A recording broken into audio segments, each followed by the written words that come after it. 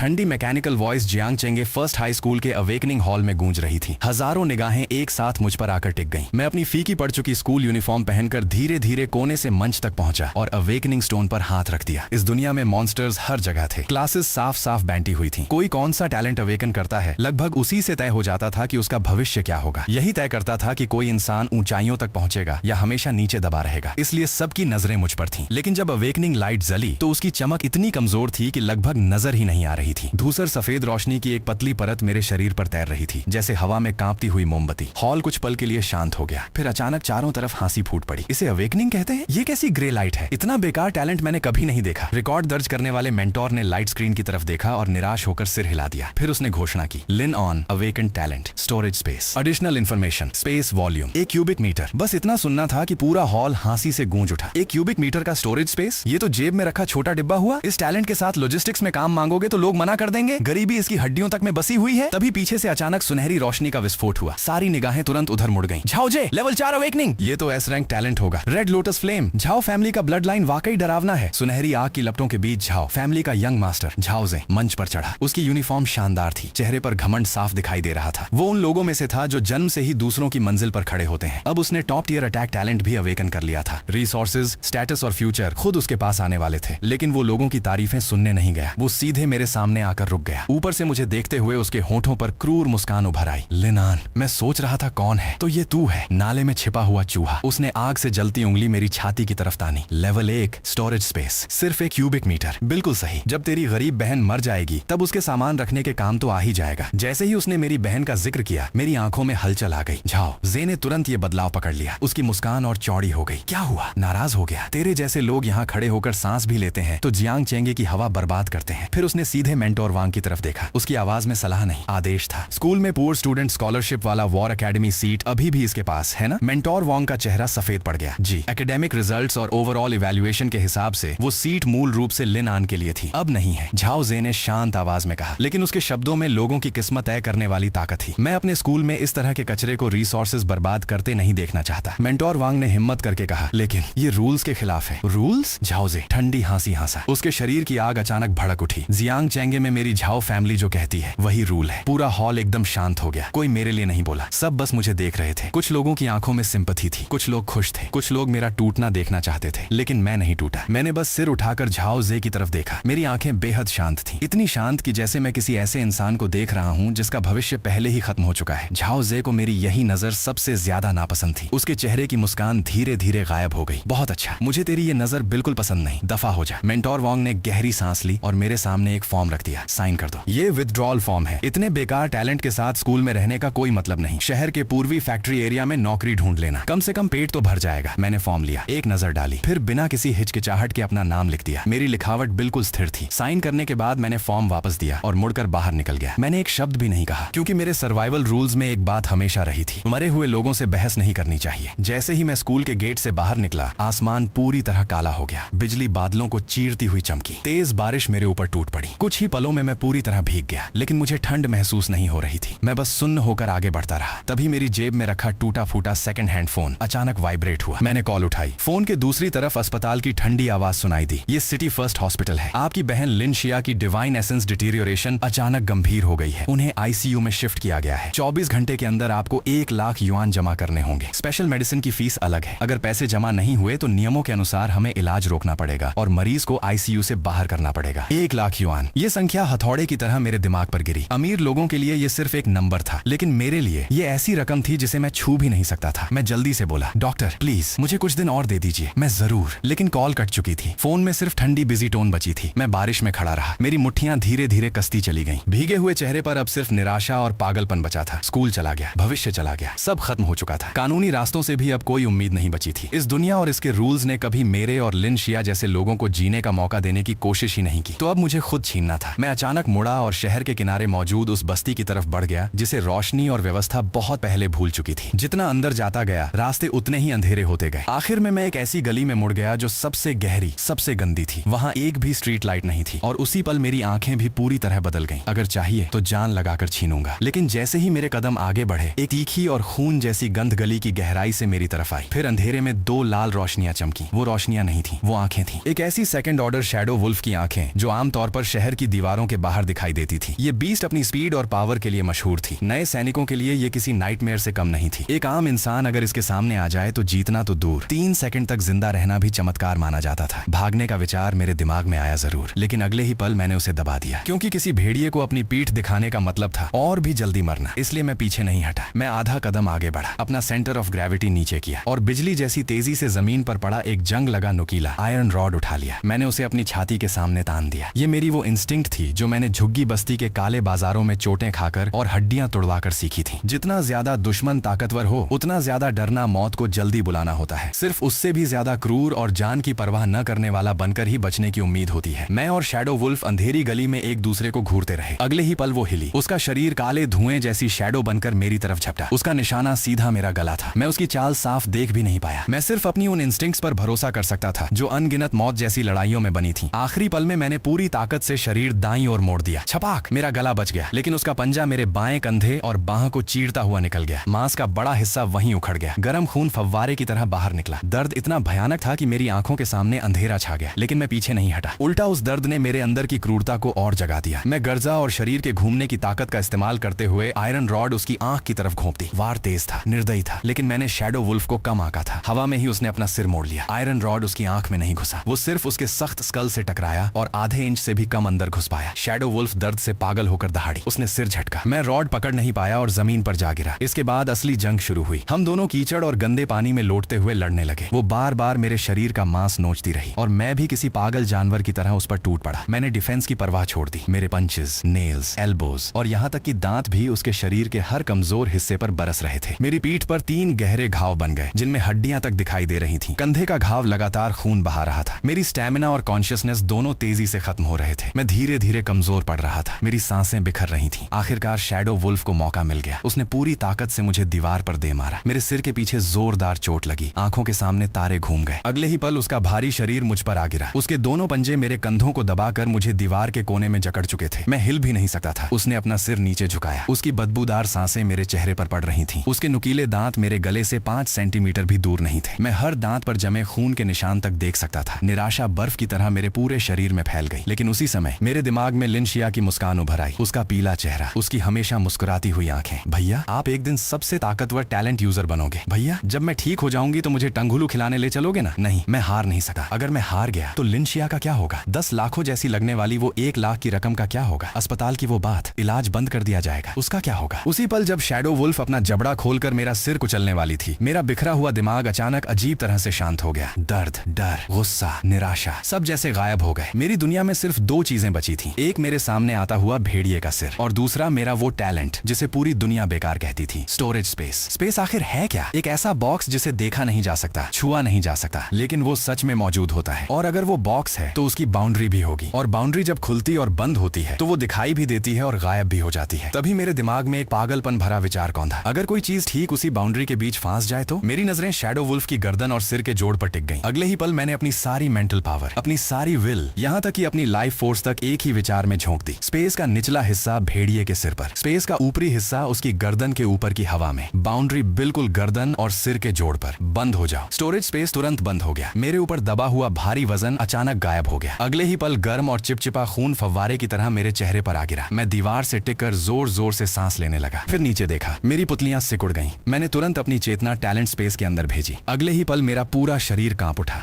Shadow wolf का सिर शांत तरीके से उसे क्यूबिक मीटर स्पेस के बीचों बीच तैर रहा था। उसकी आंखों में मरने से पहले की हैरानी और अविश्वास अभी भी मौजूद था। कटी हुई गर्दन का हिस्सा इतना चिकना था जैसे किसी ने उसे परफेक्ट ब्लेड से काटा हो। उसी पल मुझे समझ आ गया, मेरे टैलेंट की असली ताकत स्टोरेज नहीं थी, असली ताकत स्पेस बाउंड्री थी। जो भी चीज उस बाउंड्री पर फंसेगी, चाहे वो मांस हो, हड्डी हो या स्टील, उसे स्पेस लॉ सीधे काट देगा। ये कोई सामान्य अटैक नहीं था। ये फिजिक्स का नियम नहीं मानता था, डिफेंस का नियम नहीं मानता था, यहाँ तक कि ताकत के अंतर को भी नहीं मानता था। ये रूल्स लेवल की एब्सोल्यूट कटिंग थी। सेकंड ऑर्डर बीस्ट की खोपड़ी कितनी भी मजबूत क्यों न हो, वो एक ही पल में 2 हिस्सों में बांट गई थी। तो फिर भविष्य में fire talent, hardening talent, diamond body या कोई और डिफेंस एबिलिटी अगर स्पेस लॉ को नहीं रोक सकती तो सब बेकार है। जिस टैलेंट को पूरी दुनिया बेकार समझती थी, उसने आखिरकार अपना असली चेहरा दिखा दिया था। मैं स्पेस में तैरते उस भेड़िए के सिर को देखता रहा। मेरे होंठ धीरे धीरे ऊपर उठने लगे। फिर मैं खुद को रोक नहीं पाया। मेरे मुंह से एक दबी हुई पागल हंसी निकल गई।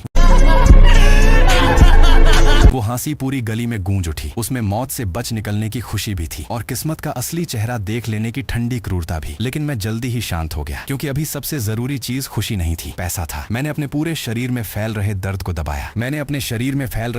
दबाया। फिर उस सस्ते फोल्डिंग नाइफ को निकाला। कभी ब्लैक मार्केट में बीस्ट मटेरियल्स काटने का जो थोड़ा बहुत अनुभव मिला था, उसी के सहारे मैंने शैडो वुल्फ की छाती चीरनी शुरू की। कुछ देर बाद उसके दिल के पास मुझे एक मुट्ठी के आकार का नीले प्रकाश से चमकता क्रिस्टल मिला। सेकंड ऑर्डर बीस्ट कोर, और वो भी काफी हद तक सुरक्षित शैडो टाइप कोर। ऐसी चीजों की ऑफिशियल ट्रेड के लिए लाइसेंस चाहिए होता था, लेकिन अंडरग्राउंड ब्लैक मार्केट में यही सबसे मजबूत करेंसी थी। मेरे अनुमान के अनुसार ये कोर कम से कम 3 लाख स्टार कॉइंस की थी। 3 लाख। लिनशिया की दवा के लिए तो पैसे पूरे हो ही जाते, उसके बाद भी काफी रकम बच जाती। मैंने बीस्ट कोर को स्टोरेज स्पेस में रख लिया, फिर तेजी से सीन साफ करना शुरू किया। भेड़िए की लाश को घसीटकर गली के एक कोने में फेंक दिया। आसपास कुछ मांस के टुकड़े भी डाल दिए, ताकि ऐसा लगे जैसे किसी दूसरे बीस्ट ने उसे खाया हो या किसी गैंग फाइट के बाद जल्दबाजी में शव फेंक दिया गया हो। इसके बाद मैंने अपनी खून से सनी स्कूल यूनिफॉर्म उतारी और सीधे गंदे कूड़ेदान में फेंक दी। वो यूनिफॉर्म उस छात्र की पहचान थी जो हमेशा रूल्स मानता था और दूसरों के हाथों कुचला जाता था। अब वो पहचान खत्म हो चुकी थी। मैंने कूड़े के ढेर से एक बड़ा काला हुडेड कोट निकाला, फिर जेब में बचे आखिरी सिक्कों से सड़क किनारे की दुकान से सबसे सस्ता सफेद प्लास्टिक मास्क खरीद लिया। मास्क पर एक अजीब और हमेशा एक जैसी बनी रहने वाली मुस्कान बनी हुई थी। मैंने हुड पहन लिया, मास्क चेहरे पर लगा लिया और उसी पल एक नया इंसान जन्म ले चुका था। अब मैं सिर्फ रात और साए में घूमने वाला शिकारी था। मैंने खुद को एक नया कोड नेम दिया, जीरो। जीरो मतलब कुछ भी नहीं और जीरो मतलब हर शुरुआत की पहली संख्या। करीब आधे घंटे बाद मैं जियांग चेंगे के सबसे बड़े अंडरग्राउंड ट्रेडिंग सेंटर पहुंच गया, ब्लैक गोल्ड मार्केट। उसका एंट्रेंस एक छोड़े हुए अंडरग्राउंड पार्किंग लॉट के भीतर छिपा था। दरवाजे पर 2 भारी भरकम गार्ड्स खड़े थे। उनकी कमर पर उभरे हुए हिस्से साफ बता रहे थे कि हथियार छिपे हुए हैं। उन्होंने मेरा मास्क और पुराना कोट देखा और तुरंत मुझे ऐसा शिकार समझ लिया जिसे आसानी से दबाया जा सकता था। रुक, एक स्कार फेस्ड गार्ड ने मुझे ऊपर से नीचे तक देखा। कहां से आया है ये मास्क पहनकर? रूल्स पता है या नहीं? दूसरा गंजा आदमी और भी सीधा था। उसने हाथ बढ़ाया। अंदर जाना है तो पहले 100 स्टार कॉइंस की सर्च फी दे। मैं रुक गया, लेकिन कुछ नहीं बोला। मेरी नजरें दोनों के शरीर पर घूमी, फिर जाकर स्कार फेस्ड गार्ड की कमर पर टिकी। उसकी गन दूरी 1 मीटर से भी कम थी। बिल्कुल सही। स्कार फेस्ड गार्ड ने सोचा मैं डर गया हूँ। उसने हथियार निकालने के लिए हाथ बढ़ाया, लेकिन उससे पहले ही मेरी मेंटल पावर गन बैरल के बीच पहुंच चुकी थी। Storage space open, boundary cover close. कटाक! गन बैरल का आधा हिस्सा सीधे जमीन पर गिर पड़ा। कट इतनी साफ थी जैसे शीशा टूटा हो। दोनों गार्ड्स वहीं जम गए। स्कार फेस्ड गार्ड नीचे देखता रह गया, पहले अपनी आधी गन को, फिर जमीन पर पड़े मेटल के टुकड़े को। उसकी रीढ़ में ठंडी लहर दौड़ गई। उन्होंने देखा भी नहीं था कि मैंने क्या किया। बस इतना देखा था कि स्पेशल अलॉय से बना गन बैरल हवा में गायब होकर आधा रह गया। अज्ञात चीजें ताकतवर दुश्मनों से भी ज्यादा डरावनी होती हैं। गंजे आदमी ने तुरंत हाथ पीछे खींच लिया, चेहरे पर जबरन मुस्कान लाई। सर, कृपया अंदर जाइए। मैंने उनकी तरफ दोबारा देखा तक नहीं, सीधे उस दुनिया में कदम रख दिया जहां कानून नहीं, सिर्फ फायदा मायने रखता था। ब्लैक गोल्ड मार्केट बाहर से कहीं ज्यादा विशाल थी और कहीं ज्यादा अव्यवस्थित। हवा में मशीन ऑयल, स्ट्रॉन्ग अल्कोहल और ओजोन की मिली जुली गंध तैर रही थी। नियॉन लाइट्स हर चेहरे को आधा रोशन और आधा अंधेरा बना रही थी। यहाँ एक्सोस्केलेटन पहनने वाले मर्सनरीज थे, इलीगल मेडिसिन बेचने वाले डीलर्स थे और कोनों में बैठे वे लोग भी थे जो इन्फॉर्मेशन और असैसिनेशन लिस्ट्स की ट्रेड करते थे। मैंने समय बर्बाद नहीं किया, सीधे मार्केट के बीचों बीच खड़ी सबसे शानदार 3 मंजिला इमारत की ओर बढ़ गया। Black gold chamber of commerce. Counter के पीछे लगभग 200 किलो का मोटा दुकानदार बैठा था। वो एक जेमस्टोन साफ कर रहा था। उसने सिर उठाए बिना पूछा, क्या बेचना है? मैंने कोई जवाब नहीं दिया, बस हाथ बढ़ाया। अगले ही पल ठक, नीले प्रकाश से चमकती बीस्ट कोर काउंटर पर आ गिरी। मोटे आदमी का हाथ रुक गया। धीरे धीरे उसने सिर उठाया। उसकी आंखों में लालच साफ दिखाई दे रहा था, लेकिन वो ब्लैक मार्केट का पुराना खिलाड़ी था। चेहरे का भाव एक पल में बदल गया। उसने कोर उठाई, थोड़ी देर देखने का नाटक किया, फिर लापरवाही से वापस काउंटर पर फेंक दी। साधारण माल, एनर्जी भी काफी मिक्स्ड है, बस second order entry level. 1 lakh star coins. बेचना है तो बेचो। ये बार्गेनिंग नहीं थी, लगभग खुली लूट थी, लेकिन मैं उससे ज्यादा समझदार था। मैं बिना कुछ कहे मुड़कर चल पड़ा। रुको, 2 लाख। मैं चलता रहा। 2,50,000, इससे ज्यादा नहीं मिलेगा। तभी मैं रुका, आधा मुड़कर उसकी तरफ देखा। पीली रोशनी में मेरा मुस्कुराता मास्क और भी डरावना लग रहा था। 3 लाख, सीधे अनोनिमस ब्लैक कार्ड में ट्रांसफर। मोटे आदमी के चेहरे की मांसपेशियां फड़क उठी। आखिरकार उसने दांत भींचकर सिर हिला दिया। कुछ मिनट बाद एक पूरी तरह काली मेटल कार्ड मेरे सामने रखी गई। उस पर कोई नाम नहीं था, कोई पहचान नहीं थी। मैंने कार्ड उठाई और बाहर निकल गया, लेकिन जैसे ही मैं चैम्बर ऑफ कॉमर्स से बाहर निकला, मोटे आदमी के चेहरे की मुस्कान गायब हो गई। उसने कोने में बैठे एक विशालकाय आदमी की तरफ देखा जो शराब पी रहा था, फिर गर्दन हल्की सी हिलाई। उसका मतलब साफ था, खत्म कर दो। वो आदमी हंसा, फिर 4 टैटू वाले गुंडों को साथ लेकर चुपचाप मेरे पीछे निकल पड़ा। लेकिन मुझे शुरुआत से ही उन 5 की मौजूदगी का पता था और रास्ते में मैंने अपने टैलेंट का एक नया इस्तेमाल भी खोज लिया था। मैंने चलते समय एक छोटा पत्थर उठाया, एक कदम के दौरान उसे स्टोरेज स्पेस में रखा और अगले कदम के साथ उसे सामने छोड़ दिया। नतीजा ये हुआ कि पत्थर ने मेरी रनिंग मोमेंटम को अपने अंदर बनाए रखा। कि जैसे ही बाहर निकला, वो गोली की तरह आगे निकल गया। उसी पल मुझे एहसास हुआ, स्टोरेज स्पेस सिर्फ चीजें स्टोर नहीं कर सकती, वो मूवमेंट भी स्टोर कर कर सकती है और फिर उसे रिलीज कर सकती है। तुरंत मेरे दिमाग में एक नया काउंटर किल प्लान बन गया। मैं जानबूझकर उन पांचों को ब्लैक मार्केट की भूल भुलैया जैसी गलियों में घुमाता रहा। आखिरकार मैं एक छोड़े हुए अंडरग्राउंड लेवल 3 पार्किंग लॉट में पहुंचा। अंधेरा, सुनसान, कोई इंसान नहीं, कोई कैमरा नहीं। मुसीबत खत्म करने के लिए बिल्कुल सही जगह। जैसा मैंने सोचा था वैसा ही हुआ। जैसे ही मैं रुका, पांचों अलग अलग दिशाओं से बाहर निकल आए। उन्होंने मेरे सभी रास्ते बंद कर दिए। उनका लीडर अलॉय मचेटे पकड़े हुए था। उसके चेहरे पर शिकार से खेलने वाली बिल्ली जैसी मुस्कान थी। बड़े भाग रहे थे। बच्चे, कार्ड छोड़ दे और जो कुछ भी तेरे पास है सब दे दे। शायद आज हमारा मूड अच्छा है तो तुझे कम दर्द देंगे। मैं धीरे धीरे उनकी तरफ मुड़ा। पीली रोशनी में सफेद मुस्कुराता मास्क बेहद अजीब और डरावना दिख रहा था। मैंने न गुस्सा दिखाया न कोई धमकी दी। मैंने बस बिल्कुल ठंडी और भावनाहीन आवाज में पूछा, तुम लोगों के सिर पहले देखे हैं? मेरे सवाल पर वो भारी भरकम आदमी एक पल के लिए रुक गया। फिर उसका चेहरा गुस्से से लाल हो गया। उसने दोनों हाथों से अलॉय मचेटे पकड़ी और पूरी ताकत से मेरे सिर पर वार कर दिया। हवा को चीरती हुई धार सीधा नीचे आई। अगर सामने कोई आम इंसान होता तो ये वार सिर से लेकर छाती तक उसे 2 हिस्सों में बांट देता। लेकिन मैं पीछे नहीं हटा, बल्कि मैं उसी धार की तरफ एक कदम आगे बढ़ गया। जैसे ही तलवार नीचे आई, स्पेस बाउंड्री पहले ही ब्लेड के ऊपर से गुजर चुकी थी। सबसे तेज धार वाला अगला हिस्सा अचानक हवा में गायब हो गया। उस आदमी के हाथ में अचानक वजन बदल गया। उसने पूरी ताकत लगाई थी लेकिन वार खाली चला गया। उसका शरीर आगे की तरफ लड़खड़ा गया और उसी पल मैं उसकी 1 मीटर की दूरी के अंदर पहुंच चुका था। Space open, boundary cover, space close. उसके चेहरे पर छाया हुआ गुस्सा और क्रूरता एक पल में जम गया। अगले ही सेकंड लाल खून आसमान की तरफ फव्वारे की तरह उछला। जिस शरीर का सिर अब नहीं था वो अभी भी आगे बढ़ने की मुद्रा में था। फिर भारी आवाज के साथ जमीन पर गिर गया। पूरा पार्किंग लॉट एकदम शांत हो गया। बाकी चारों गुंडे वहीं जम गए। उनके चेहरे पर बची हुई हंसी और घमंड पूरी तरह गायब हो चुका था। अब वहां सिर्फ शुद्ध डर था। उन्होंने देखा भी नहीं कि मैंने क्या किया। उन्होंने बस देखा एक जिंदा इंसान का सिर अचानक गायब हो गया। आखिरकार उनमें से एक की हिम्मत टूट गई। वो चीख उठा, भागो! चारों तुरंत पीछे मुड़कर भागने लगे। लेकिन मैं उन्हें जिंदा जाने नहीं दे सकता था। मैंने पैर आगे बढ़ाया। मेरा शरीर जमीन से सटकर चलती हुई शैडो की तरह तेजी से आगे बढ़ा। कुछ ही पलों में मैं सबसे पीछे वाले आदमी तक पहुंच गया। कुछ देर बाद सब खत्म हो चुका था। मैं बीच में खड़ा था। मेरी काली कोट पर खून की एक बूंद तक नहीं थी। मैं नीचे झुका और शांत तरीके से उन लोगों की तलाशी लेने लगा। कुछ मिनट बाद मैं खड़ा हुआ। मेरी कमाई बुरी नहीं थी, करीब 30,000 से ज्यादा स्टार कॉइन्स और एक शानदार मिलिट्री अलॉय डैगर। मैंने पैसे और डैगर को स्टोरेज स्पेस में रख लिया। फिर अपनी जेब में रखी ब्लैक कार्ड को छुआ। 3 लाख और इसके साथ 30,000 से ज्यादा। काफी था, आखिरकार काफी था। उस अजीब मुस्कुराते मास्क के पीछे मेरी नजरें जैसे अंधेरे को पार करके हॉस्पिटल आईसीयू तक पहुंच गईं। मुझे लिन शिया का वो पीला चेहरा दिखाई दिया। वो ठंडी पड़ी आंखें जिनमें अब थोड़ी गर्माहट लौट सकती थी। शिया, भैया के पास अब पैसे हैं, अब मैं तुम्हें बचा सकता हूँ, मैंने धीरे से कहा। फिर ब्लैक कार्ड को अपनी सबसे अंदर वाली जेब में वापस रख लिया। इसके बाद मैं एक पल भी नहीं रुका। मुड़कर उस खून से भरे पार्किंग लॉट को अंधेरे में छोड़ दिया। मेरे जाने के 5 मिनट बाद तेज कदमों की आवाज गूंजी। ब्लैक गोल्ड चैम्बर का मोटा दुकानदार वहां पहुंचा। उसके पीछे 10 से ज्यादा एनर्जी गन्स लिए हुए खतरनाक गार्ड्स थे। वो कहाँ है? 5 लोग मिलकर भी उसे रोक नहीं पाए। जब वो मेरे हाथ आएगा तो मैं खुद। उसकी गाली अचानक रुक गई क्योंकि उसने सामने का दृश्य देख लिया था। उसके चेहरे की सारी चर्बी कांपने लगी। छोटी छोटी आंखें पूरी तरह फैल गईं। खून से भरा हुआ पार्किंग लॉट, 5 लाशें, उसके सबसे भरोसेमंद आदमी, वो लीडर जिसके पास सी रैंक हार्डनिंग स्किन टैलेंट था, वो भी किसी फटे हुए बोरे की तरह जमीन पर पड़ा था। उसकी गर्दन का कटाव इतना साफ था कि देखकर ही डर पैदा हो जाए। मोटे दुकानदार की रीढ़ में ठंडी लहर दौड़ गई। उसके पैर कमजोर पड़ गए। वो धड़ाम से जमीन पर बैठ गया। उसके होंठ कांप रहे थे, दांत आपस में बज रहे थे। उसने उस चिकने कटाव की तरफ उंगली दिखाई। ये आग से नहीं जला, न ही इसे फाड़ा गया। ये स्पेस कटिंग है। कोई स्पेस लॉ को इतनी सटीकता और इतनी भयानक तरीके से इस्तेमाल कर सकता है? कम से कम पीक सेकंड ऑर्डर नहीं। ये तो स्पेस सिस्टम का कोई बड़ा एक्सपर्ट है। मोटे दुकानदार का दिमाग खाली हो गया। आखिर उसने किस तरह के इंसान को छेड़ दिया था? जियांग चेंगी में ऐसा डेथ गॉड कब आ गया? रात गहरी थी, बारिश रुक चुकी थी। मैंने सबसे पहले जीरो की पहचान वाली काली कोट, मुस्कुराता हुआ मास्क और खून लगी मिलिट्री डैगर को स्टोरेज स्पेस में रख दिया। फिर मैंने वो पुरानी धुली हुई स्कूल यूनिफॉर्म वापस पहन ली जिसे मैंने कूड़े से निकाला था। पीठ पर फीका पड़ चुका बैग डाला और फिर से वही साधारण कमजोर दिखने वाला छात्र बन गया। लेकिन कपड़े बदले जा सकते थे, नजरें नहीं। वो पुराना लड़का जो हमेशा अंदर से डर और हीन भावना लेकर चलता था, वो कल रात की बारिश में खत्म हो चुका था। अब मेरी आंखों में सिर्फ जमा हुआ ठंडापन और छिपी हुई धार थी। मैं सीधे जियांगचंग फर्स्ट हॉस्पिटल की तरफ निकल गया। रात के समय इमरजेंसी काउंटर पर बैठी नर्स आधी नींद में थी। लेकिन जब मैंने वो एनोनिमस ब्लैक कार्ड शीशे के सामने रखी तो वो अचानक चौंक गई। उसके चेहरे पर आने वाला गुस्सा भी पूरा नहीं बन पाया। मैंने सिर्फ इतना कहा, ICU, लिन शिया, सबसे अच्छी स्पेशल मेडिसिन अभी। मेरी आवाज ठंडी थी। उसने मुझे देखा। एक ऐसा लड़का जो गरीब छात्र जैसा दिख रहा था लेकिन जिसके पास 3 लाख से ज्यादा स्टार कॉइन्स वाली ब्लैक कार्ड थी। ये अंतर देखकर वो कुछ पल के लिए बोल नहीं पाई। लेकिन कार्ड में मौजूद रकम झूठ नहीं बोलती। कुछ ही देर में उसका रवैया पूरी तरह बदल गया। वो तुरंत खड़ी हुई, डॉक्टर से संपर्क किया और सबसे अच्छे ट्रीटमेंट प्रोसेस की व्यवस्था शुरू कर दी। आधे घंटे बाद नई जनरेशन की जीन रिपेयर मेडिसिन धीरे धीरे लिन शिया के शरीर में डाली गई। जब मैंने देखा कि उसकी कागज जैसी सफेद त्वचा पर धीरे धीरे रंग लौटने लगा, तभी जाकर मेरी लगातार तनी हुई नसें थोड़ी शांत हुई। हॉस्पिटल रूम बहुत शांत था। मैं उस उसके बिस्तर के पास बैठा था, धीरे से उसके पसीने से भीगे बाल ठीक कर रहा था। और सिर्फ इसी पल मेरी आंखों में छिपी वो हिंसा और हत्या की इच्छा थोड़ी थोड़ी करके गायब हुई। उसकी जगह सिर्फ कोमलता बची। लिनशिया इस ठंडी दुनिया में मेरे जीने की आखिरी वजह थी और मेरी किस्मत बदलने की सबसे बड़ी वजह भी। लेकिन इतनी कमजोर हालत में भी उसकी सोच साफ थी। उसकी पलकें हिली, धीरे धीरे उसने आंखें खोली, उसने मेरा हाथ पकड़ लिया। भैया, क्या आप कोई खतरनाक काम करने गए थे? उसने मेरी तरफ देखा। उसे मेरे शरीर से आती हुई हल्की सी खून और लोहे की गंध महसूस हो रही थी और उसे यह भी महसूस हो रहा था कि मैं पहले जैसा नहीं रहा। मेरा दिल एक पल के लिए रुक गया, लेकिन चेहरे पर मैंने फिर भी हल्की मुस्कान लाई। मैंने हमेशा की तरह उसके सिर पर हाथ फेरा। नहीं, भैया ने बस वो स्कूल वाला सीट एक अमीर फैमिली के बेटे को बेच दिया। उसके बदले कुछ पैसे मिले, उन पैसों से तुम्हारा इलाज करा दिया। लिनशिया की आंखें तुरंत नीचे झुक गईं, क्योंकि वो अच्छी तरह जानती थी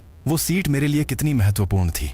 क्या? लिनशिया ये सुनकर पूरी तरह समझ गई। वो जानती थी कि इन सालों में मैंने उस स्कॉलरशिप सीट के लिए कितना संघर्ष किया था। उसकी आंखें लाल हो गईं। वो धीमी आवाज में बोली, सब मेरी वजह से हुआ। लेकिन मैंने बस मुस्कुराकर उसकी नाक हल्के से दबाई। पागल लड़की, ऐसा मत सोच। जब लिनशिया दोबारा सो गई तो मैंने उसके लिए कंबल ठीक किया, फिर बहुत देर तक चुपचाप उसे देखता रहा। जब मैं कमरे से बाहर निकला तो मेरे चेहरे पर बची हुई थोड़ी सी नरमी भी पूरी तरह गायब हो गई। उसकी जगह आ गई रात से भी ज्यादा ठंडी हत्या की इच्छा। झाओजे, तूने मेरा सीट छीना, मेरी बहन को अपमानित किया, मेरी इज्जत को कुचला। अब हिसाब चुकाने का समय आ गया है। अगली सुबह सूरज की रोशनी जियांगचंग फर्स्ट हाई स्कूल के गेट पर पड़ रही थी, लेकिन जब वो रोशनी मेरे ऊपर आई तो ऐसा लगा जैसे मेरे चारों तरफ फैली ठंडी भावना ने उसे भी रोक दिया हो। मैं बिल्कुल पिछले 3 सालों की तरह स्कूल में दाखिल हुआ। पीठ पर पुराना बैग था, लेकिन इस बार मैं क्लासरूम नहीं गया। मैं सीधा एडमिनिस्ट्रेशन ऑफिस पहुंचा और वहां से सोशल अवेकेंड एग्जाम का रजिस्ट्रेशन फॉर्म ले लिया। अगर स्कॉलरशिप सीट झाओजे ने छीन ली थी तो स्कूल का रास्ता अब बंद हो चुका था। तो फिर मुझे दूसरा रास्ता चुनना था, एक ऐसा रास्ता जो ज्यादा कठिन था, ज्यादा खतरनाक था, लेकिन ज्यादा सीधा भी था। Social awakened exam. इस एग्जाम में रिस्क बहुत ज्यादा था। जो लोग इसमें भाग लेते थे या तो उनके पास कोई बैकग्राउंड नहीं होता था, कोई रिसोर्सेज नहीं होते थे और उन्हें अपनी जान लगाकर फ्यूचर के लिए लड़ना पड़ता था, या फिर वे लोग होते थे जिन्हें हर रास्ते से धकेल दिया गया हो, जिनके पास पीछे लौटने का कोई रास्ता नहीं बचा हो। और मैं दूसरे प्रकार का इंसान था। लेकिन जैसे ही मैं फॉर्म लेकर एडमिनिस्ट्रेशन ऑफिस से बाहर निकला, कॉरिडोर में एक आवाज गूंजी, अरे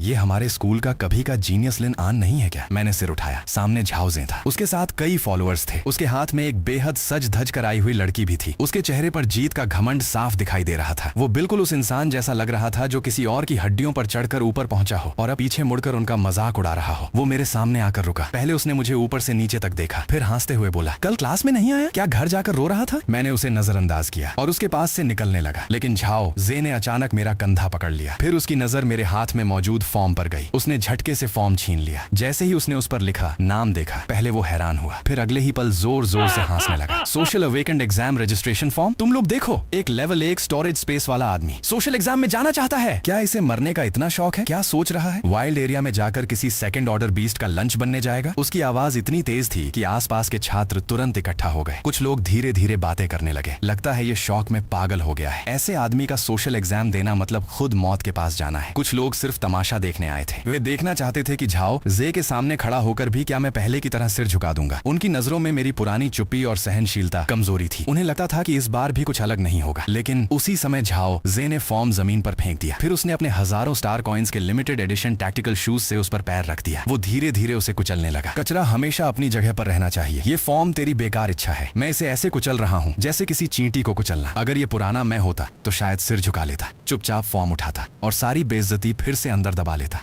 लेकिन अब वो समय खत्म हो चुका था। मैंने धीरे धीरे सिर उठाया। मेरे चेहरे पर न गुस्से की चीख थी, न अपमान के आंसू, सिर्फ एक भयानक शांति थी। मेरी काली आंखें 2 ऐसे गहरे गड्ढों जैसी थीं जो रोशनी तक निगल सकते थे। अगले ही पल पक, एक भारी आवाज पूरे कॉरिडोर में गूंज गई। मेरा शरीर थोड़ा नीचे झुका और मेरा दायां पैर एक ऐसी स्पीड से आगे निकला जिसे कोई साफ देख भी नहीं पाया। एक सीधा किक सीधे झाओजे के पेट पर। वार इतना तेज और भारी था कि उसके चेहरे की घमंडी मुस्कान वापस भी नहीं आ पाई। उसका पूरा शरीर ऐसे उड़ गया जैसे किसी तेज रफ्तार बीस्ट ने टक्कर मार दी हो। उसका शरीर हवा में मुड़ा, मुंह से खून और पेट का पानी बाहर निकल गया। फिर उसके पैर जमीन से उठ गए और वो 3 मीटर से ज्यादा दूर जाकर गिरा। धड़ाम। उसकी पीठ कॉरिडोर की ग्लास डिस्प्ले वॉल से टकराई। पूरी टेम्पर्ड ग्लास एक पल में टूट गई। हजारों टुकड़े चारों तरफ बिखर गए। पूरा स्कूल एकदम शांत हो गया। किसी ने नहीं सोचा था कि मैं हाथ उठाऊंगा और किसी ने ये नहीं सोचा था कि मैं सिर्फ एक किक से झाओजे को इस हालत में पहुंचा दूंगा। झाओजे टूटे हुए कांच के बीच किसी गीले कपड़े की तरह पड़ा था। उसका चेहरा सफेद पड़ चुका था। दर्द के कारण वो ठीक से चीख भी नहीं पा रहा था और मैं बस धीरे धीरे धीरे अपना पैर वापस खींचकर वहीं खड़ा रहा, जैसे मैंने किसी इंसान को नहीं, बस रास्ते में आई धूल को हटाया हो। लेकिन ये अभी खत्म नहीं हुआ था। झाओ जे के पीछे खड़े लोगों में से एक चुप रहने वाला अधेड़ आदमी अचानक आगे आया। उसकी कनपटियां उभर गईं, उसके शरीर से भयानक ऊर्जा फूट पड़ी, उसके पैर के नीचे की टाइल्स तक ताकत के दबाव से फट गई। Earth level strength type awakened. ये झाओ फैमिली का खास बॉडीगार्ड था, एक ऐसा आदमी जो मिलिट्री सिस्टम से रिटायर हुआ था। बच्चे, तूने गलत इंसान को छेड़ा है। सब जानते थे कि इस स्तर के स्ट्रेंथ अवेकेंड की एक पंच हड्डियां तोड़ सकती थी,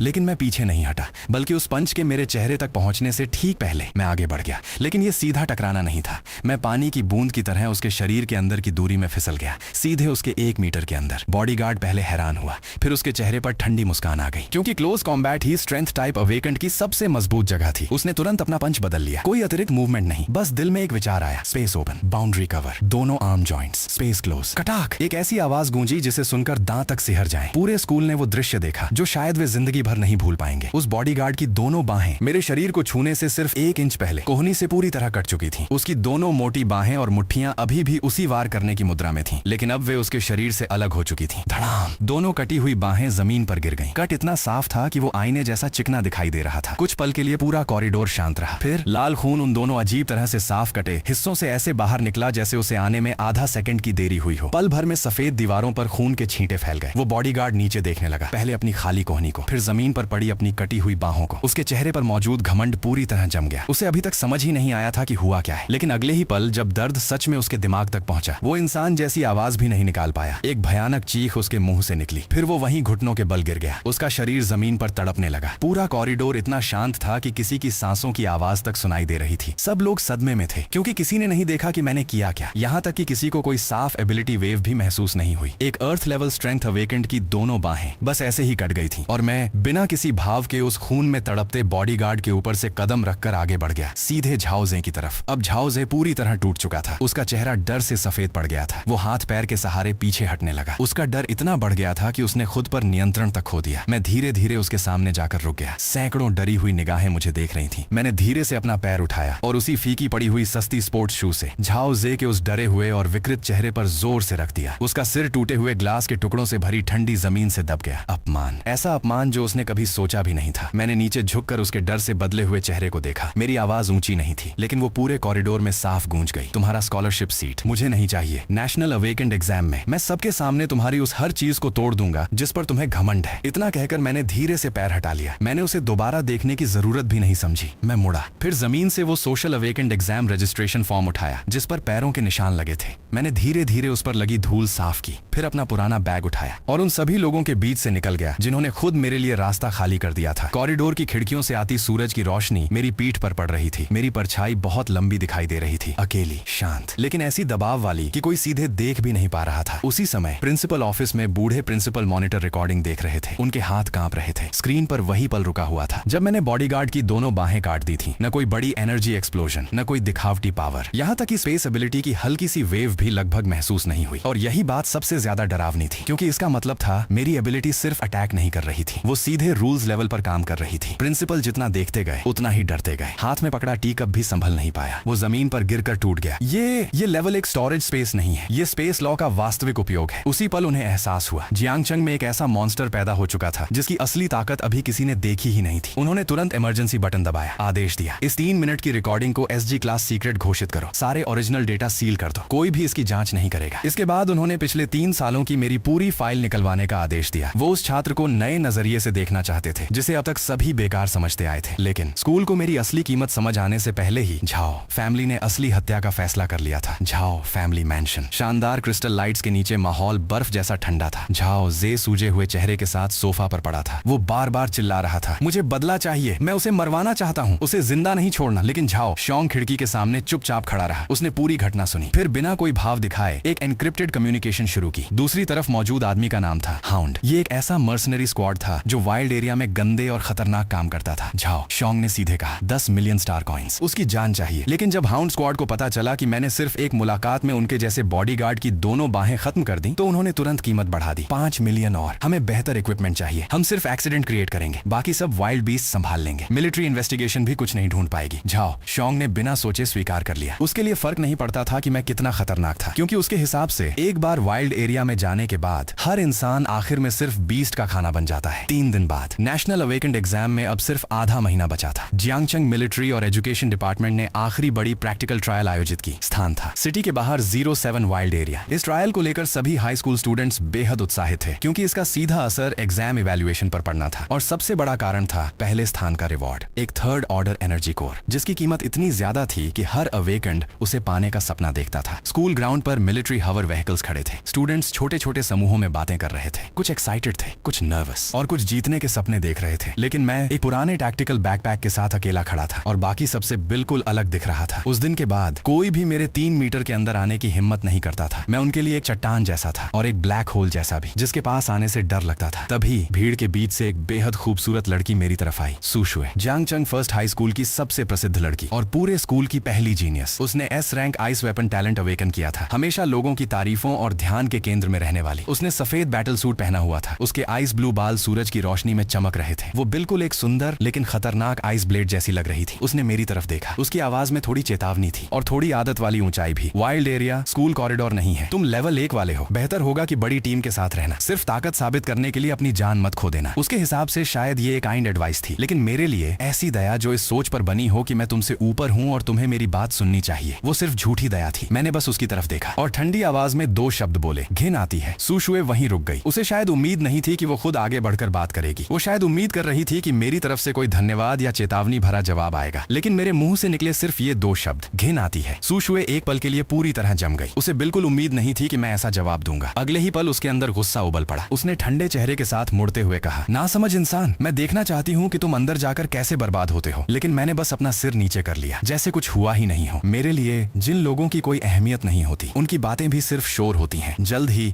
हवर बस विशाल अलॉय गेट को पार करते हुए 07 वाइल्ड एरिया में प्रवेश कर गई। ये जगह शहर से बिल्कुल अलग दुनिया थी। आसमान को छूने वाले विशाल पेड़, जिनकी मोटी और उलझी हुई जड़ें चारों तरफ फैली हुई थीं, नमी और सड़ांध से भरी हवा और अंधेरे कोनों में छिपे हुए अनगिनत खतरे, और अंधेरे में हर जगह छिपे हुए खतरे। हर चीज इंसान को याद दिला रही थी कि ये कोई ट्रेनिंग ग्राउंड नहीं था, ये एक ऐसी जगह थी जहां सच में जान जा सकती थी। जैसे ही इंस्ट्रक्टर ने आदेश दिया, हजारों स्टूडेंट्स तुरंत जंगल में फैल गए। ज्यादातर लोग समझदार थे। उन्होंने सबसे पहले टीम बनाना चुना। 10-10, 20-20 लोगों के समूह बनाकर वे सावधानी से बाहरी क्षेत्र में एक एक करके लेवल 1 बीस्ट्स का शिकार करने लगे। आखिर सामान्य हाई स्कूल स्टूडेंट्स के लिए छोटे वुल्फ और आयरन स्किन बोर जैसे लेवल 1 बीस्ट्स भी काफी खतरनाक थे। लेकिन मैंने किसी भी टीम में शामिल नहीं हुआ। जंगल में कदम रखते ही मैं भीड़ से अलग हो गया और अकेले ही जंगल के सबसे अंदर वाले हिस्से की तरफ बढ़ गया। मेरा लक्ष्य साफ था, मैप पर लाल रंग से चिन्हित किया गया वो क्षेत्र जहां लेवल 2 बीस्ट सबसे ज्यादा सक्रिय थे। दूसरे लोग खतरे से बचने के लिए टीम बनाते थे, लेकिन मुझे चाहिए था सिर्फ एफिशिएंसी। घने जंगल के अंदर रोशनी बहुत कम थी। एक सामान्य इंसान कुछ कदम चलने के बाद भी बार बार सावधान होकर देखता कि कहीं अचानक कोई चीज हमला न कर दे। लेकिन मेरी मेंटल पावर पहले ही एक अदृश्य जाल की तरह फैल चुकी थी। मेरे आसपास 100 मीटर के अंदर होने वाली हर हलचल मेरी नजरों से बच नहीं सकती थी। और फिर शिकार शुरू हुआ। बाएं आगे 30 मीटर पर एक लेवल 2 शैडो लेपर्ड पेड़ पर छिपा हुआ था। वो अपनी आदत के अनुसार शिकार के पास आने का इंतजार कर रहा था, लेकिन मेरे कदम तक नहीं रुके। Space open, edge cover, space close. अगले ही पल वहां सिर्फ एक बिना सिर का शरीर बचा था, जो अपनी गति के कारण आगे लुढ़क गया। फिर आया एक और बीस्ट, एक लेवल 2 रॉक आर्मर्ड पैंगोलिन, जिसकी रक्षा शक्ति के लिए प्रसिद्ध थी। उसकी कठोर आर्मर सामान्य हथियारों के वार तक सह सकती थी, लेकिन जैसे ही उसने जमीन से अपना आधा शरीर बाहर निकाला, उसका आर्मर और मांस दोनों स्पेस के अंदर साफ साफ 2 हिस्सों में कट गए। मैं हर बीस्ट को खत्म करने के बाद उसकी एनर्जी कोर निकालकर स्टोरेज स्पेस में डाल देता। मेरे हर कदम में अभ्यास था, शांत, तेज और बिल्कुल बिना किसी बेकार हरकत के। मेरे पॉइंट्स ब्रेसलेट पर नंबर तेजी से बढ़ने लगे। 100, 220, 370, 510। लेकिन तभी मेरी रीढ़ की हड्डी से एक बेहद खतरनाक एहसास ऊपर दौड़ गया। बिना सोचे मेरे शरीर ने मेरे दिमाग से भी तेज प्रतिक्रिया दी। मैं तुरंत आगे की तरफ झुका और पास की झाड़ियों में रोल करते हुए छिप गया। लगभग उसी समय एक अंगूठे जितनी मोटी लार्ज कैलिबर स्नाइपर बुलेट तेज चीखती आवाज के साथ उस जगह से गुजरी जहां मैं अभी खड़ा था। धड़ाम! वो मेरे पीछे मौजूद 3 लोगों द्वारा मिलकर पकड़ने जितने बड़े पेड़ से टकराई। पूरा तना तुरंत फट गया। लकड़ी के टुकड़े चारों तरफ उड़ गए। ये गोली कोई सामान्य ट्रायल अटैक नहीं थी, ये एक प्रोफेशनल किल शॉट था। मैं झाड़ियों की छाया में आधा झुका हुआ बैठा था। मेरी आंखें बर्फ जैसी ठंडी थी। Large calibre armour piercing bullet, 1000 metre दूर से सटीक निशाना, और ऊपर से ये पहले से तैयार किया गया एम्बुश रूट। इसके पीछे जाओ, फैमिली के अलावा मुझे कोई और नजर नहीं आया। मुझे खत्म करना चाहते हो तो फिर तुम में से कोई भी वापस नहीं जाएगा। 1000 मीटर दूर पहाड़ी पर स्नाइपर की भौहें सिकुड़ गईं। उसने सोचा था कि ये एक बहुत आसान मिशन होगा, लेकिन अभी मेरा डॉज मूवमेंट किसी स्टूडेंट जैसा बिल्कुल नहीं था, बल्कि ऐसा लग रहा था जैसे कोई ऐसा शिकारी हो जिसने कई साल वाइल्ड एरिया में जिंदा रहना सीखा हो। उसी समय हाउंड स्क्वाड ने अपना घेरा छोटा करना शुरू कर दिया। 5 लोग, 2 तरफ से, एक सामने से। वे चाहते थे कि मुझे जल्दी से एक छोटे क्षेत्र में फंसा फंसा दें। लेकिन उन्हें नहीं पता था असली हंटर कभी भी खुद को घिरे हुए स्थान के बीच में खड़ा नहीं रखता। मेरी मेंटल पावर पहले ही उन पांचों की पोजीशन, डिस्टेंस और मूवमेंट ट्रैक को लॉक कर चुकी थी। इसलिए मैं भागा नहीं, बल्कि जमीन से लगी छाया और पेड़ों के अंधेरे का इस्तेमाल करते हुए उनके सबसे कमजोर हिस्से की तरफ बढ़ गया। सबसे पहले गिरा नंबर 3। उसके हाथ में टैक्टिकल राइफल थी। वो धीरे धीरे सामने का क्षेत्र साफ कर रहा था। उसे बिल्कुल उम्मीद नहीं थी कि खतरा सामने से नहीं, ऊपर से आएगा। जैसे ही वो एक विशाल पेड़ के नीचे पहुंचा, मैं पहले ही चमगादड़ की तरह पेड़ की छाया से उल्टा लटक चुका था। वो बस ऊपर देखने ही वाला था कि मैं 1 मीटर की दूरी के अंदर पहुंच चुका था। Space open, head cover, space close. हल्की सी आवाज भी नहीं हुई। हाउंड टीम का वो सदस्य वार्निंग देने का मौका भी नहीं पा सका। उसकी गर्दन के ऊपर का हिस्सा गायब हो चुका था। मैंने उसके शरीर को धीरे से पकड़ा और पेड़ के पास टिका कर रख दिया। जमीन पर गिरने की आवाज तक नहीं हुई। कुछ ही देर बाद नंबर 4 उसे देखने आया। उसने एक अजीब मुद्रा में खड़े शरीर को देखा, लेकिन उसकी गर्दन खाली थी। उस पल उसका पूरा शरीर जम गया। उसकी आवाज में डर साफ सुनाई दे रहा था। लेकिन उसी समय जब उसका ध्यान भटका, मैं फिर साइड की छाया से निकला। एक पल में आगे बढ़ा और फिर उसका सिर भी गायब हो गया। सिर्फ 1 मिनट में हाउंड स्क्वाड के 2 लोग खत्म हो चुके थे और दोनों बिना किसी आवाज के मारे गए थे। अब तक तूफान देख चुका हाउंड स्क्वाड लीडर भी सच में घबरा गया। उसे आखिर समझ आया कि इस बार उसका सामना किसी स्टूडेंट से नहीं था, बल्कि एक ऐसे मॉन्स्टर से था जो अंधेरे में बिना आवाज किए जिंदगी खत्म कर सकता था। उसने तुरंत गुस्से में चिल्लाकर सबको अपने पास आने का आदेश दिया। फिर उसने अपनी एबिलिटी पूरी ताकत से एक्टिवेट कर दी। C rank wind blade ability, wind blade storm. हवा की अनगिनत तेज धारें चारों तरफ घूमने लगी। जहां जहां वे गईं, पेड़, झाड़ियां और जमीन सब कागज की तरह कटने लगे। पूरा छिपने का क्षेत्र पल भर में तबाह हो गया और आखिर मैं उसकी नजरों के सामने आ गया। लीडर के चेहरे पर तुरंत खुशी दिखाई दी। उसे लगा कि आखिर उसने मुझे मजबूर कर दिया है। उसी समय 1000 मीटर दूर छिपा स्नाइपर भी फिर से अपना निशाना मेरी भौहों के बीच ले आया। उसने बिना हिचक ट्रिगर दबा दिया। धाए! इस बार ये पूरी तरह मौत का निशाना था, लेकिन मैंने डॉज नहीं किया। जब वो स्पेशल आर्मर पियर्सिंग बुलेट मेरी त्वचा से टकराने वाली थी, उसकी घूमती हुई ताकत से मेरे माथे के बाल तक हिल गए थे। लेकिन मेरी भौहों से सिर्फ 1 सेंटीमीटर पहले एक छोटा सा स्टोरेज स्पेस खुल गया। इतना छोटा कि लगभग दिखाई भी नहीं दे रहा था। और अगले ही पल वो गोली जो टैंक आर्मर तक को छेद सकती थी, अपनी पूरी विनाशकारी शक्ति के साथ स्पेस के अंदर गायब हो गई। न कोई एक्सप्लोजन, न कोई डायरेक्शन चेंज और न ही कोई बड़ी हलचल। हवा धीरे धीरे शांत हो गई। धूल के कण धीरे धीरे नीचे गिरने लगे। लेकिन मैदान के बीच मैं अब भी बिल्कुल शांत खड़ा था, सही सलामत। इस दृश्य ने हाउंड स्क्वाड लीडर के दिमाग को एक पल के लिए पूरी तरह खाली कर दिया और मैंने धीरे धीरे अपना सिर घुमाया। मेरी नजर 1000 मीटर की दूरी पार करके सीधे उस पहाड़ी पर जा टिकी जहां स्नाइपर छिपा हुआ था। मेरे चेहरे पर कोई भाव नहीं था। मैंने सिर्फ 3 शब्द बोले, तुम्हें वापस। अगले ही पल मेरे सामने की हवा फिर से हिलने लगी। वो गोली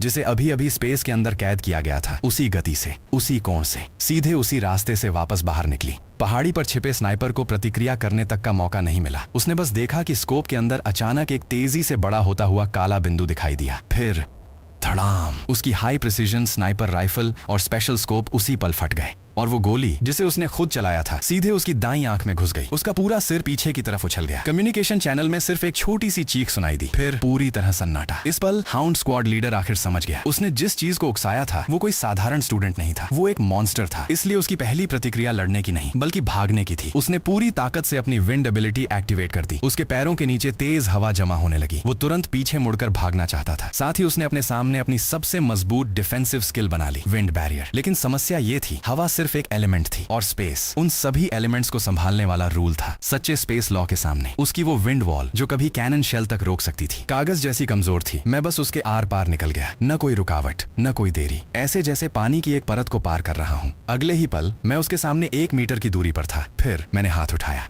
space open, head cover, space close. उसका सिर हवा में उड़ गया। उसकी आंखों में आखिरी पल तक अविश्वास और डर जमा हुआ था। जहां तक उसके बिना सिर वाले शरीर की बात थी, वो 2 सेकंड तक वहीं खड़ा रहा। फिर खून का फव्वारा निकलने के साथ भारी आवाज में जमीन पर गिर गया। अब तक हाउंड स्क्वाड के 5 लोग खत्म हो चुके थे। पहली गोली चलने से लेकर लीडर के मरने तक पूरा समय 3 मिनट से भी कम था। मैंने तुरंत उनकी चीजें लूटने की जल्दी नहीं की। पहले मैंने पूरा सीन चेक किया, क्योंकि मैं अच्छी तरह जानता था ऐसे प्रोफेशनल डर्टी जॉब्स में सबसे कीमती चीज गन या बैकपैक में नहीं होती, वो होती है कम्युनिकेशन रिकॉर्ड्स में। और जैसा मैंने सोचा था, कुछ ही देर में मुझे लीडर की टैक्टिकल वेस्ट के अंदर से एक हल्की रोशनी वाला मिलिट्री कम्युनिकेटर मिला। जैसे ही मैंने उसे उठाया, अंदर से जाओ शोंग की ठंडी आवाज आई, हाउंड, काम हो गया? जो हिडन बीस्ट बॉक्स मैंने दिया था उसका इस्तेमाल किया या नहीं? बस उसे उसके ऊपर फेंक देना। 10 किलोमीटर के अंदर मौजूद सभी लेवल 2 बीस्ट उसकी तरफ खींचे चले आएंगे। उसके बाद वो जिंदा नहीं बचेगा। मिलिट्री भी इसे सिर्फ एक्सीडेंट मानेगी। ये सुनकर मेरे हाथ रुक गए, लेकिन मेरी आंखों में उठने वाला गुस्सा अब सिर्फ हत्या की इच्छा नहीं था, क्योंकि अब मुझे सब समझ आ चुका था। जाओ जाओ फैमिली का असली लक्ष्य सिर्फ मुझे वाइल्ड एरिया में मरवाना नहीं था, उनका असली प्लान था हिडन बीस्ट बॉक्स की मदद से पूरे आउटर ट्रायल एरिया को एक विशाल शिकार मैदान बना देना, फिर हजारों स्टूडेंट्स की जान को दांव पर लगाकर जाओ जे के लिए एक शानदार फर्स्ट प्लेस तैयार करना। दूसरे शब्दों में वे सभी लोगों की लाशों पर पैर रखकर जाओ जे को ऊपर चढ़ाना चाहते थे। मैंने कम्युनिकेटर को हाथ में दबाया और अगले ही पल उसे चकनाचूर कर दिया। फिर मैं मुड़ा और हाउंड लीडर का बैकपैक खोला। जल्द ही मुझे उसमें कुछ छोटे छोटे जल चुके टुकड़े मिले, उनमें से अभी भी हल्की डार्क रेड रंग की चमक निकल रही थी। एक अजीब मीठी लेकिन खतरनाक गंध हवा में फैल गई। इससे साफ साबित हो गया जाओ शोंग झूठ नहीं बोल रहा था। High concentration beast attraction incense, और ये सिर्फ एक नहीं था, कई थे। जाओ फैमिली पागल हो चुके हैं। उसी पल जमीन जोर जोर से कांपने लगी। ये कोई हल्का कंपन नहीं था, बल्कि ऐसा लग रहा था जैसे जमीन के नीचे कोई विशाल ड्रैगन करवट ले रहा हो। पैरों के नीचे की मिट्टी और सूखे पत्ते हिलने लगे। फिर चारों दिशाओं से भयानक गर्जना सुनाई देने लगी। विशाल पेड़ एक एक करके गिरने लगे। आसमान धूल से भर गया और अनगिनत लाल चमकती बीस्ट आइज अंधेरे में दिखाई देने लगी। वे सभी आउटर ट्रायल एरिया की तरफ तेजी से बढ़ रही थी। बीस्ट टाइड, एक ऐसी बीस्ट टाइड जो इस ट्रायल के लेवल से कहीं ज्यादा खतरनाक थी। मेरी एबिलिटी के साथ मैं इस समय आसानी से बच सकता था। अगर मैं छिप जाता तो कोई बीस्ट आसानी से मुझे ढूंढ नहीं सकती थी। लेकिन समस्या ये थी, अगर बीस्ट टाइड सच में आउटर कैंप तक पहुंच गई और बड़ी संख्या में स्टूडेंट्स मारे गए तो पूरे देश का ध्यान खींचने वाला अवेकेंड एग्जाम शायद टल सकता था या पूरी तरह रद्द हो सकता था, और तब मेरा पूरा प्लान खत्म हो जाता। जाओ जे को सबके सामने हराना, उसका घमंड तोड़ना, फर्स्ट प्लेस हासिल करना और थर्ड ऑर्डर एनर्जी कोड लेना, ये सब जाओ फैमिली नष्ट कर देती। इसलिए मैं इस बीस्ट टाइड को नजरअंदाज नहीं कर सकता था। मेरी राह कोई नहीं रोक सकता, न जाओ फैमिली न ये बीस्ट्स। इसलिए मैंने पीछे हटने के बजाय उस विशाल बीस्ट टाइड की तरफ सीधा कदम बढ़ाया। उसी समय 07 वाइल्ड एरिया के आउटर सी एरिया में पूरी तरह अफरा तफरी मच चुकी थी। सुशुए 10 से ज्यादा स्टूडेंट्स को संभाल रही थी। उसने लगातार आइस वॉल्स बनाकर पहली लहर के आयरन स्किन बोर्स और अन्य बीस्ट्स के हमलों को रोका, लेकिन जल्द ही उन आइस वॉल्स पर दरारें पड़ने लगी। दीवार के बाहर बीस्ट्स पागलों की तरह टकरा रही थीं, काट रही थीं, फाड़ रही थीं। स्टूडेंट्स के चेहरे डर से सफेद पड़ चुके थे। साफ दिख रहा था कि वे ज्यादा देर टिक नहीं पाएंगे। कोई रोते हुए पूछ रहा था अब क्या करें। कोई डर के बीच जाओ जे का नाम ले रहा था। वो हमेशा खुद को स्ट्रॉन्गेस्ट नहीं बताता था, फिर ऐसे समय पर कहाँ गायब है। तभी एक लड़की रोते हुए चिल्लाई, उस पर भरोसा मत करो। अभी जब बीस्ट्स आई उसने लीमिंग को आगे धक्का दे दिया और खुद भाग गया। ये एक वाक्य सबकी आखिरी उम्मीद भी खत्म कर गया। जाओ जे, वही जाओ फैमिली का यंग मास्टर जो हमेशा दूसरों के सामने अपना रुतबा दिखाता था, लेकिन असली मौत के समय उसने अपने साथी की जान को अपनी भागने की कीमत बना दिया। सुशुए गुस्से और हैरानी से भर गई, लेकिन उसके पास जाओ जे को कोसने का समय नहीं था, क्योंकि अगली बीस्ट वेव आ चुकी थी। आइस वॉल टूटने वाली थी। इसलिए उसने दांत भींच लिए और अपनी एबिलिटी को जबरदस्ती लिमिट तक इस्तेमाल किया। उसने अपनी सबसे बड़ी एरिया स्किल एक्टिवेट की, आइस एज। नीली ठंडी लहर जोरदार आवाज के साथ बाहर फैल गई। सामने के लगभग 100 मीटर का क्षेत्र तुरंत बर्फ से ढक गया। दर्जनों लेवल 1 बीस्ट उसी पल आइस स्टैचू बन गई। कुछ समय के लिए हमला रुक गया, लेकिन इतनी बड़ी स्किल का इस्तेमाल करना उसके लिए भी बहुत भारी था। स्किल खत्म होते ही उसने अचानक खून की उल्टी की। एक घूंट खून जैसा तरल उसके मुंह से निकला। वो एक घुटने के बल जमीन पर गिर गई। उसका चेहरा डरावने तरीके से सफेद पड़ चुका था। उसके शरीर में बची हुई एबिलिटी एनर्जी लगभग खत्म हो चुकी थी। और ठीक उसी समय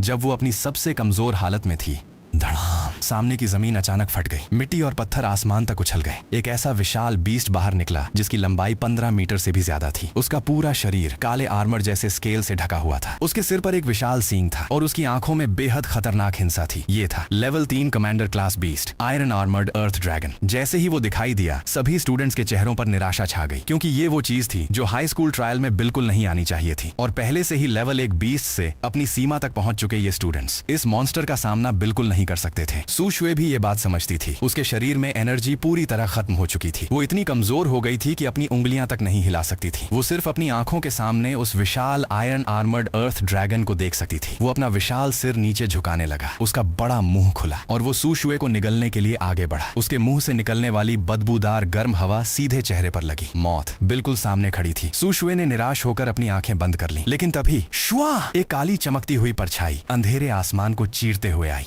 वो दर्जनों मीटर ऊंचे पेड़ की शाखाओं से ऐसे गिरी जैसे किसी ने फिजिक्स के नियम तोड़ दिए हों।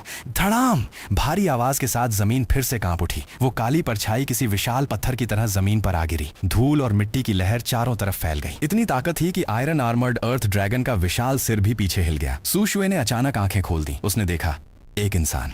वो शरीर से बहुत बड़ा नहीं था, लेकिन उस पल ऐसा लग रहा था जैसे वो पूरे आसमान को संभाल सकता है। वो अपना फीका पड़ा हुआ पुराना बैकपैक पहने खड़ा था। उसके पैरों के नीचे आधा मीटर गहरा गड्ढा बन चुका था और उसके ठीक सामने आयरन आर्मर्ड अर्थ ड्रैगन का विशाल मुंह था, मौत से बस कुछ दूरी। उस पल समय जैसे रुक गया। तेज हवा ने तुम्हारे बालों को हिलाया। तुम्हारे हाथ में अभी भी हाउंड स्क्वाड लीडर से मिली स्पेशल अलॉय कॉम्बैट नाइफ थी। तुम्हारी पीठ छोटी थी, लेकिन वो ऐसे खड़ी थी जैसे एक विशाल पहाड़ हो। तुमने सूशुए और उस लेवल 3 कमांडर बीस्ट के बीच खड़े होकर सारे खतरे को रोक दिया। सूशुए पहले तो हैरान रह गई, फिर उसका चेहरा बदल गया। वो चिल्लाई, लिनेन तुम पागल हो गए हो, भागो। वो लेवल 3 कमांडर बीस्ट है, उसकी डिफेंस आर्मर पियर्सिंग बुलेट्स तक नहीं रोक पाती, तुम मर जाओगे। लेकिन तुमने पीछे मुड़कर भी नहीं देखा। आयरन आर्मर्ड अर्थ ड्रैगन पूरी तरह गुस्से में आ चुका था। उसने अपना मुंह खोला, उसकी दहाड़ से आसपास खड़े स्टूडेंट्स तक कांप उठे। फिर उसकी हड्डियों से भरी विशाल पूंछ लोहे की दीवार की तरह तुम्हारी तरफ घूमी। जहां से वो गुजरी पेड़ टूट गए, जमीन फट गई। अगर तुमने सीधा सामना किया तो हार निश्चित थी, लेकिन अगर पीछे हटे तो तुम्हारे पीछे खड़े सभी लोग मर जाते। एक पल में तुम्हारा दिमाग पूरा हिसाब लगा चुका था। एक क्यूबिक मीटर स्पेस इस विशाल बीस्ट के पूरे सिर को नहीं समा सकता था। सामान्य स्पेस कटिंग भी इस पर ज्यादा असर नहीं करेगी। अगर इसे खत्म करना है तो सिर्फ उसकी सबसे कमजोर जगह पर वार करना होगा। बस एक मौका चाहिए। इसलिए तुम आयरन आर्मर्ड अर्थ ड्रैगन की तरफ दौड़ पड़े। सूशुए का चेहरा डर से सफेद पड़ गया।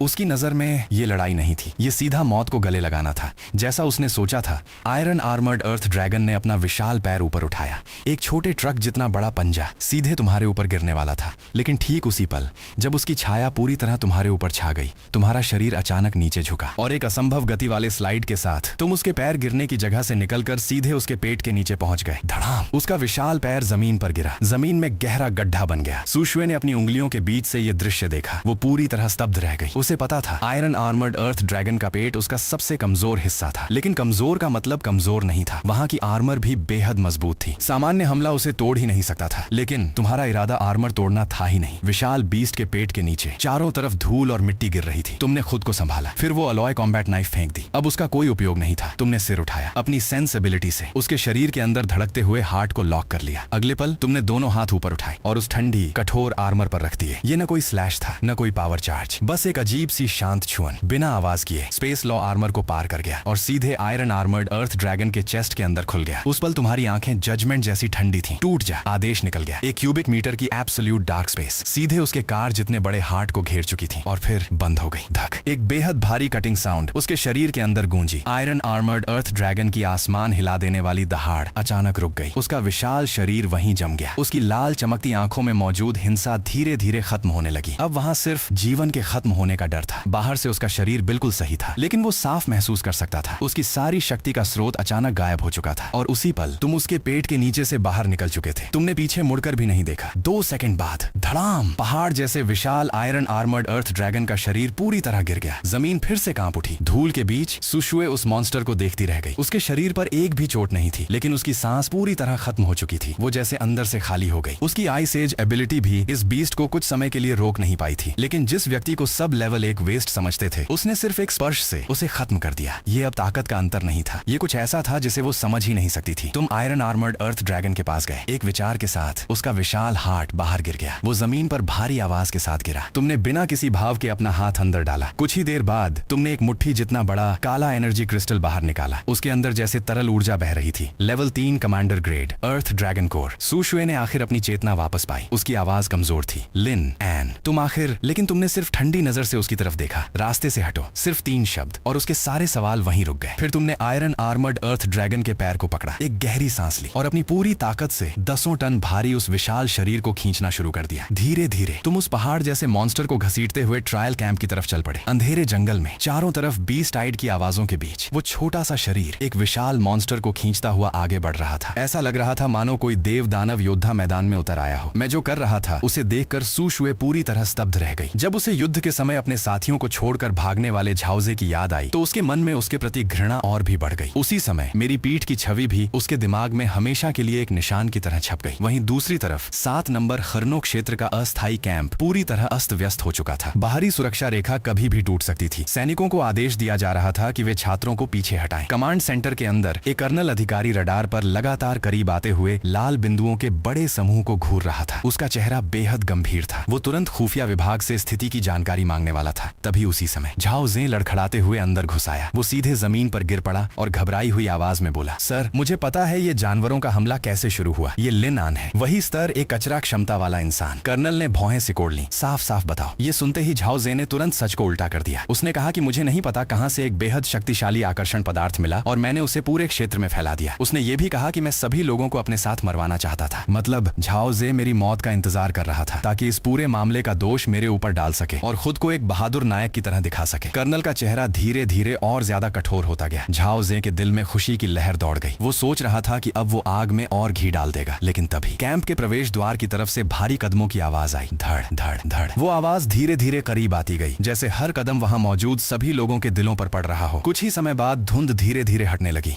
और सभी लोगों की डरी हुई आंखों के सामने मैं एक हाथ से उस पहाड़ जैसे विशाल 3 स्तरीय कमांडर स्तर के आयरन आर्मर्ड अर्थ ड्रैगन के शव को घसीटते हुए कैंप में दाखिल हुआ।